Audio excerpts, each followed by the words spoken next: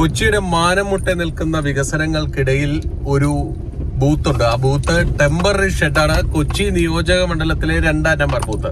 എറണാകുളം ലോക്സഭാ മണ്ഡലത്തിലെ രാമന്തുരത്തിലെ ബൂത്തിലേക്കാണ് ഈ യാത്ര.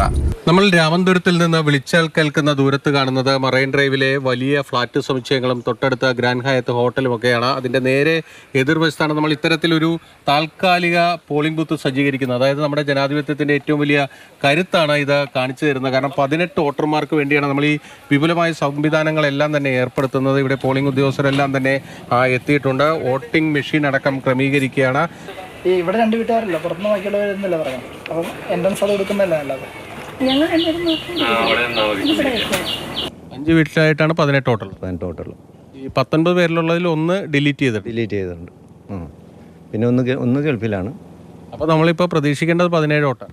16 പ്രതീക്ഷിച്ചാൽ മതി, അത്ര ഉണ്ടാവുള്ളൂ എന്ന് തോന്നുന്നു. കഴിഞ്ഞ നിയമസഭാ തെരഞ്ഞെടുപ്പിൽ 100% അത് എല്ലാവരും വന്നു.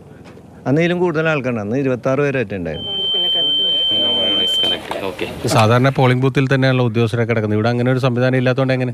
സംവിധാനം ഇല്ലാത്തതുകൊണ്ട്, കാരണം ഇവിടെ അങ്ങനെ ഒരു സേഫ്റ്റി അല്ലാത്തതുകൊണ്ട് ഇവരെ വേറൊരു റൂമിലേക്ക് അടുത്ത് തന്നെയുള്ള സ്കൂളിൽ അവിടെ കൊണ്ട് റൂമെടുത്ത് കിടത്തി പിന്നെ രാവിലെ 5 മണിയാകുമ്പോഴേക്കും കൊണ്ടുവന്ന് 1 മണിക്കൂർ കൊണ്ട് നമ്മൾ സെറ്റ് ചെയ്യും. എല്ലാം സെറ്റ് ചെയ്യും. മോക്ക് ബോളിങ് 6 മണിക്ക് തന്നെ ചെയ്യണമല്ലോ.